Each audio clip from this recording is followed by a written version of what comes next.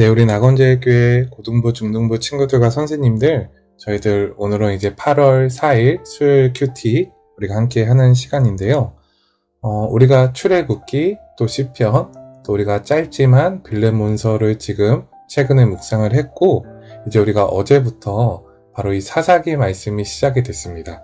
그래서 저희들 오늘 큐티 본문 함께 묵상하기 전에 이 사사기 말씀에 대해서 간단하게 개요를 한번 좀 살펴보고 그 이후에 오늘 본문을 함께 살펴보도록 하겠습니다. 저희가 이제 그 8월달 특별히 우리가 보게 될 성경이 여기 보시면 8월의 메뉴라 그래서 사사기 1장부터 11장이라고 나와 있습니다. 그래서 우리가 어제부터 시작해서 이제 사사기가 시작이 된 것이죠. 자, 우리가 사사기 좀 에피타이저 한번 함께 볼게요. 이제 저자는 1장은 분명치 않다고 나오고 있죠. 그런데 우리가 좀 한 가지 살펴볼 수 있는 것은 무엇이냐면 사무엘일 가능성이 굉장히 높다고 합니다. 사무엘.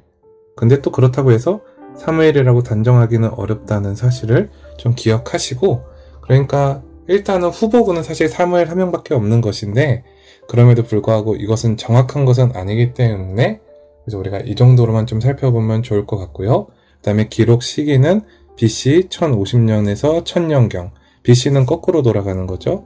그래서 사울과 다윗이 다스리던 그 시기로 보고 있습니다. 자, 이제 중요한 것이 지금부터인데 이제 주요 내용을 좀 보게 되면 주요 내용은 특별히 가나안에 정착한 출이집트, 그러니까 출애굽 3세대의 삶과 신앙, 또 승리와 실패에 대한 기록으로 특별히 여러분 이 부분 불순종 때문에 생긴 무질서 혼란, 도덕적 타락이 적나라하게 기록되어 있는 성경이 바로 이 사사기입니다. 그래서 이제 이 사사기 이후에 사무엘상, 특별히 이제 왕정 시대로 넘어가게 되는데 그 시대 이전에 얼마나 이 이스라엘 백성들이 혼란스럽게, 특별히 불순종으로 인해서 혼란스럽게 살아왔는지를 살펴보는 것입니다. 그리고 이 기록 목적을 보게 되면 이스라엘의 불순종과 하나님의 심판, 구원에 대해 기록한 책이라고 나옵니다. 그래서 특별히 불순종, 심판, 구원이라는 역사를 계속해서 반복하는 모습을 보여주고 있거든요. 그래서 이스라엘이 회개했을 때 하나님께서 사사를 통해 구원하신 사실을 보여주기 위한 목적으로 기록이 되었다고 우리가 볼 수가 있습니다. 특별히 여러분 이 성경 가운데는 굉장히 특별한 직분의 사람이 나오는데 바로 사사입니다. 사사. 쉽게 말하면 왕은 아니고요. 또 그렇다고 해서 제사장이라고 말하기도 애매하지만 정말로 이 모든 역할을 해내는 정말로 지도자입니다. 확실한 지도자. 굉장히 특이한 직분의 지도자였거든요. 그래서 특별히 이들이 평상시에는 재판관의 역할도 합니다. 근데 주변 국가나 사막에서 적들이 침입해 오면 또 전쟁에 참여하는 군사 지도자 역할까지 합니다.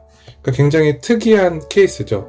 그러니까 왕은 없었지만 이러한 위기 상황에 또 공정함이 필요할 때 그러한 리더의 역할을 바로 이 사사가 했다라는 것을 우리가 기억하면 되고, 이 사사 시대는 약 350년 동안 계속됐다는 것 기억하시고, 바로 이때가 이스라엘 백성들이 가장 혼란스럽던 시기입니다. 우리가 그것을 기억하고 이 사사기 잘 묵상했으면 좋겠습니다. 자, 이제 우리가 메인 메뉴를 좀 볼 건데 여기 메인 요리를 좀 보시면 이렇게 나와 있죠.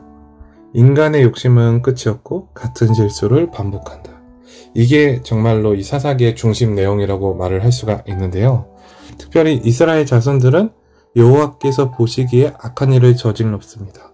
이것이 굉장히 핵심적인 구절입니다. 이 사사기 가운데서 굉장히 자주 언급이 됩니다. 굉장히 자주 이 구절이 굉장히 자주 언급된다는 것을 알고 있어요. 볼 수가 있어요. 그리고 또 마지막, 이 사사기의 맨 마지막은 그 당시 이스라엘에는 왕이 없어서 모두가 자기 마음대로, 자기 소견에 옳은 대로 행동했다는 것이 말씀, 이 사사기의 마지막 부분에 이렇게 나옵니다. 그러니까 어떻게 보면 이것이 이제 결론일 수 있는 거죠. 사사기의 결론. 자, 특별히 이제 이스라엘 백성들이 보시면 이방신에 따라갑니다. 결국 이 사사기에서. 그리고 우상을 만들어서 섬길 뿐만 아니라 도덕적으로 문란하고 또 타락하지 하는 모습들을 보여줍니다. 근데 이것을 한마디로 얘기하면 바로 다람쥐 쳇바퀴 도는 모습이라고 보일 수가 있어요. 우리 친구들 다람쥐 쳇바퀴 뭔지 알죠? 이렇게 동그래가지고 여기 그 다람쥐가 있고, 그림을 잘못 그리지만, 그래서 여기서 계속 이제 돌면은 제자리잖아요. 그러니까 바로 이 사이클을 계속해서 돈다는 거예요. 그래서 이 사사기가 실패의 책이라고 말하기도 하거든요.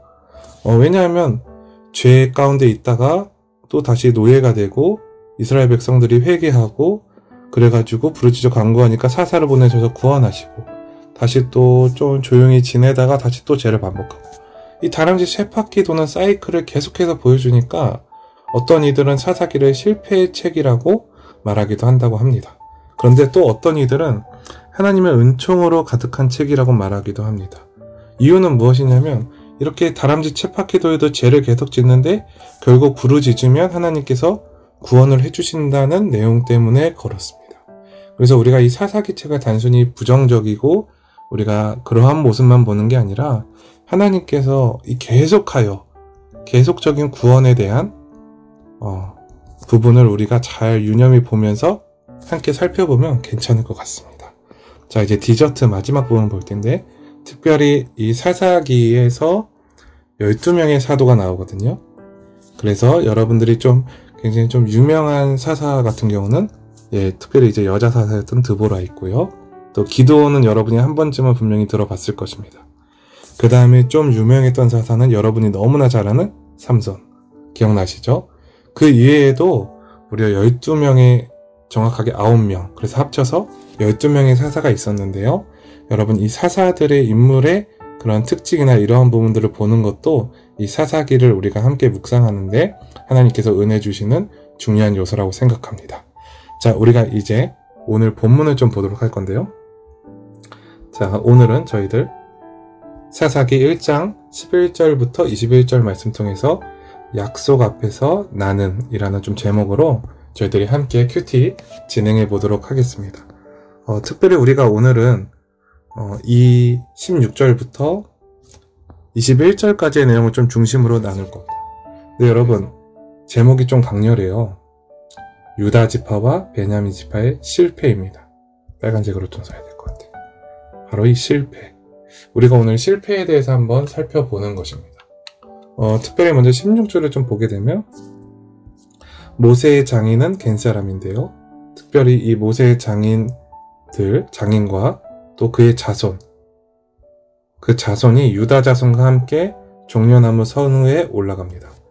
그러니까 이 모세의 장인의 자손들이 바로 이스라엘 백성 가운데 유다 지파, 특별히 유다 지파는 여러분 예수 그리스도가 나신 그 족보에 속한 지파입니다. 그러니까 굉장히 힘이 있는, 어떻게 보면 좀 유명한 그런 지파인데, 같이 올라가서 어디에 거주하게 되냐면 남방의 유다 황무지에 이르러 그 백성 중에 거주한다고 나옵니다.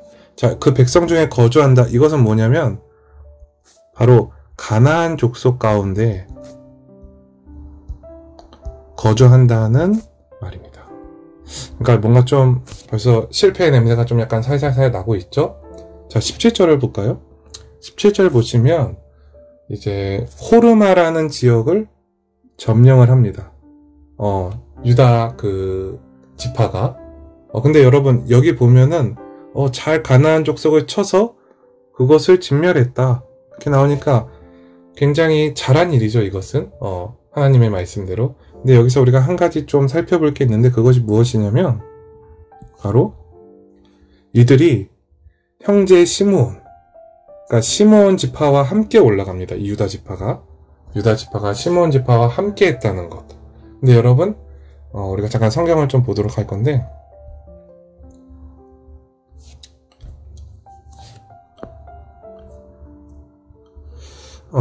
지금 시므온 지파와 함께 지금 호르마 지역을 점령하잖아요. 근데 이 1장 2절과 3절을 보시게 되면 하나님께서 정확하게 어떻게 말씀하시냐면 여호와께서 이르시되 유다가 올라갈지니라 라고 말씀하세요. 그러니까 유다와 시므온 지파 같이 올라가거라 말씀하시지 않거든요. 그런데 지금 유다가 형제 시므온과 함께 올라간 것입니다. 지금 3절 보시면 이렇게 얘기하잖아요. 유다가 그 형제 시므온에게 이르되 내가 제비 뽑아 얻은 땅에 나와 함께 올라가자. 가나안 족속과 싸우자. 그러니까 여러분 이 17절의 실패가 뭐예요? 하나님께서는 유다 지파에게 올라가라고 말씀하셨어요. 근데 유다 지파는 시므온 지파에게 같이 가자고 요청합니다. 그러니까 여러분 온전한 순종은 아니었다는 거예요. 그쵸? 이해가 되시죠? 이들이 온전한 순종을 할 수 있는 건 여호와의 말씀 그대로 자신들만 올라가서 그것을 점령하는 것입니다. 근데 현실적으로 뭔가 한 지파라도 자신들과 더 같이 가야 된다는 현실적인 필요성을 이 유다 지파들이 느낀 것 같아요. 그래서 여러분 이게 승리했기 때문에 뭔가 정말로 승리의 구절 같지만 이 안에 아주 자그마한 실패가 숨어 있었다는 거예요. 자, 이제 우리가 19절을 좀 보도록 할까요? 19절 보시면 여호와께서 유다와 함께 계셨으므로 그가 산지 주민을 쫓아내었으나 골짜기의 주민들은 이 골짜기 주민들 철병거가 있으므로 그들을 쫓아내지 못했다고 이제 표현을 합니다. 즉, 이 유다 백성들이 이 철병거를 넘어서지 못한 거예요. 철병거를. 자, 그 다음에 이제 20절을 보시면 그 와중에 우리 갈렙. 자, 이때는 노익장을 과시하는 거죠. 연세가 굉장히 많았는데 노익장을 과시해서 바로 안악 자손의 안악의 세 아들을 내쫓았습니다.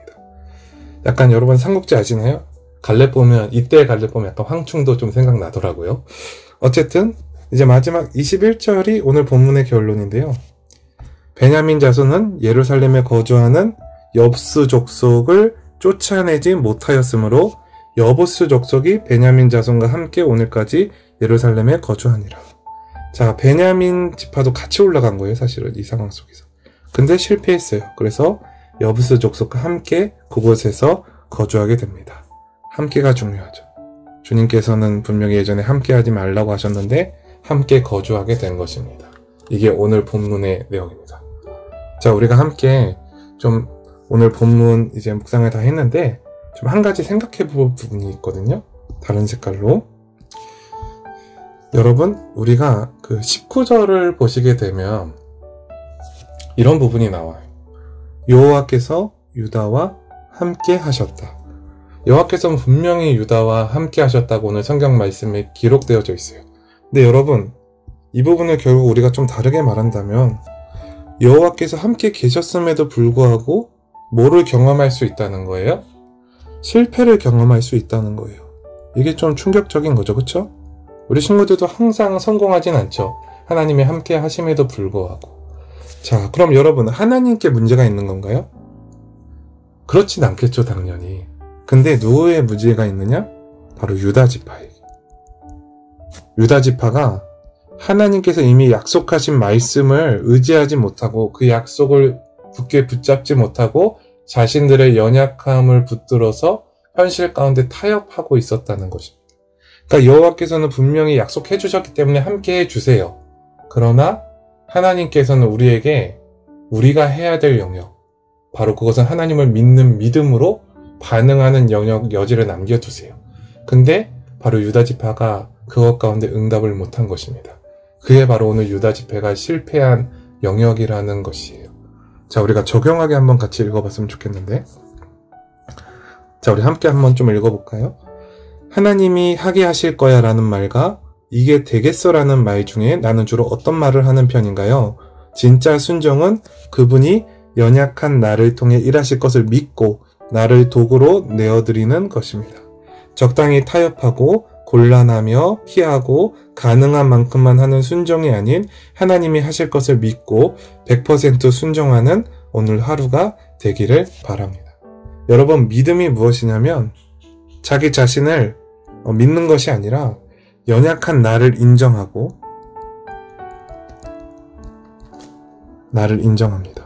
그리고 하나님께서 연약한 나를 통해 일하실 것을 믿는 것. 이것이 믿음이라는 거예요. 자, 우리가 오늘 이것을 그럼 어떻게 구체적으로 믿을 것이냐? 우리가 좀 생각하게 1번 질문을 통해서 우리가 함께 하길 원하는데, 자, 우리 함께 읽어볼까요? 1번. 오늘의 관계, 오늘의 일, 오늘의 상황 속에서 현실이 아닌 하나님을 바라보고 담대히 나아가기 위해 마음에 어떤 결단이 필요할까요?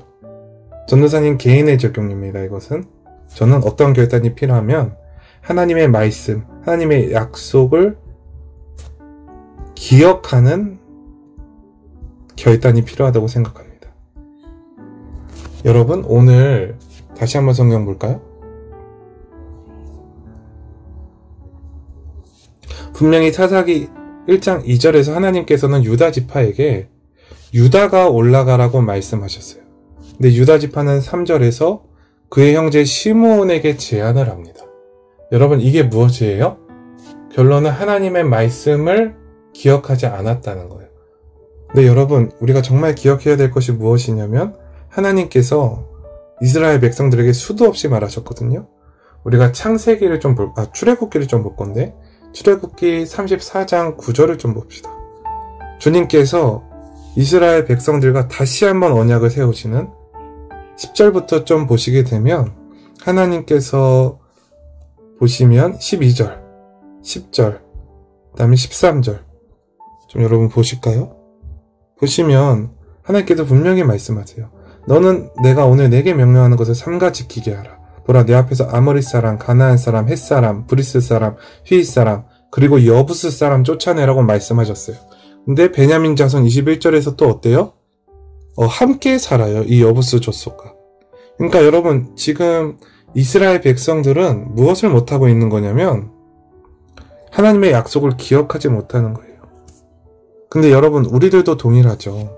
정말 우리가 하나님의 말씀을 기억할 때만이 바로 우리 속에 강한 그 믿음, 하나님께 연약한 나를 내어드림과 동시에 연약한 나를 통해 일하실 나를 하나님께 도구로 내어드릴 수 있는 믿음이 우리 가운데 생겨난다는 것입니다. 그래서 오늘 우리가 이 본문에서 갈렙과 같은 믿음을, 갈렙과 같은 노익장을 좀 가셔야 돼요. 우리에게 노익장이라는 말은 좀 어폐가 안 맞지만 우리에게 믿음이 필요하다는 거예요. 갈렙은 노익장이 아닌 믿음이 있던 사람이었고 하나님의 약속을 기억하던 사람이었고 과거 자신이 하나님께서 약속해 주셨던 땅도 자신이 노인이 된 이후에도 그 약속을 굳게 믿고 정말로 그 약속을 요청해서 지금 이 땅을 점령해 나가고 있는 거거든요. 그래서 우리가 이 갈렙의 믿음을 잘 본받고 더 나아가 우리는 현실적인 부분과 타협하는 것이 아니라 하나님의 약속을 기억함으로 믿음의 세계 가운데 들어가고 살아가는 오늘 우리 중고등부 학생들, 선생님들 되기를 주님의 이름으로 소망하겠습니다. 기도하겠습니다. 사랑이 많으신 주님, 저희들 오늘 약속 앞에서 내가 어떻게 반응하는지 살펴보게 하시고 약속을 굳게 믿고 타협하지 않으며 하나님을 바라보고 담대히 나아가는 저희들이 되게 하여 주시옵소서. 예수님의 이름으로 기도합니다. 아멘.